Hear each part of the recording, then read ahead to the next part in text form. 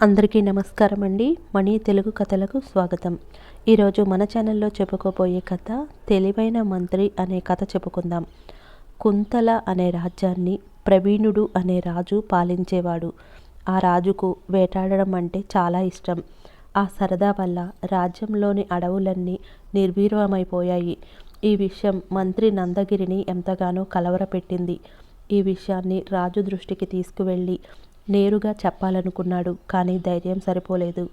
తెలివిగా చెబుదామనుకున్నా అందుకు సందర్భం కుదరలేదు. రాజు ఒకరోజు మళ్ళీ వేటకు బయలుదేరాడు. ఈసారి అతని వెంట మంత్రి నందగిరి కొందరు భటులను కూడా తీసుకెళ్ళాడు. తన వేట ప్రతిభను వాళ్ళందరికీ చూపించాలనుకున్నాడు. అలా అడవిలోకి వెళ్ళగానే తోవ మధ్యలో ఓ చిలుకల గుంపు కనిపించింది. అవి అరవడం చూసిన ప్రవీణుడు అక్కడే ఆగిపోయాడు. పక్షులు అంతగా ముచ్చటించుకుంటున్నాయంటే అది మన గురించే అనుకుంటా అని మీసం తిప్పాడు. అప్పుడు నందగిరి, అవును మహారాజా, ఆ చిలుకలు మీ గురించే మాట్లాడుకుంటున్నాయి అని చెప్పాడు.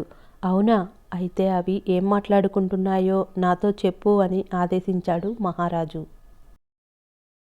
అప్పుడు మంత్రి నందగిరి వాటి మాటలు వింటున్నట్లు నటిస్తూ, రాజా, ఈ చిలుకలు వాటి పెళ్లి పద్ధతుల గురించి మాట్లాడుకుంటున్నాయి.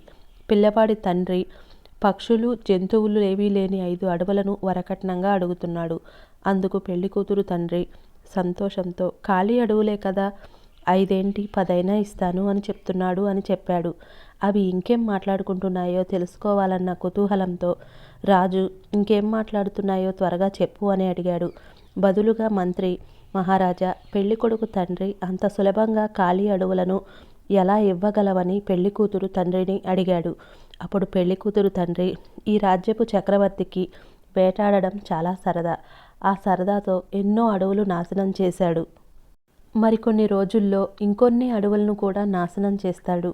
ఆ అడవులను పక్షులు జంతువులు లేని వాటిగా మారుస్తాడని చెబుతున్నాడు అని అన్నాడు. చిలుకల సహాయంతో మంత్రి తను చెప్పాలనుకున్న మాటలను తెలివిగా రాజుతో చెప్పేశాడు. తన సరదా అడవులకు ఎంతటి నష్టాన్ని తీసుకువచ్చిందో రాజుకు అర్థమైంది. అప్పటి నుంచి వేట మానేశాడు. ఈ కథ ఇంతటితో సమాప్తం. ఈ కథ మీకు నచ్చినట్లయితే లైక్ చేయండి, షేర్ చేయండి, సబ్స్క్రైబ్ చేయండి. Thanks for watching. మళ్ళీ మరొక చక్కటి కథతో కలుద్దాం.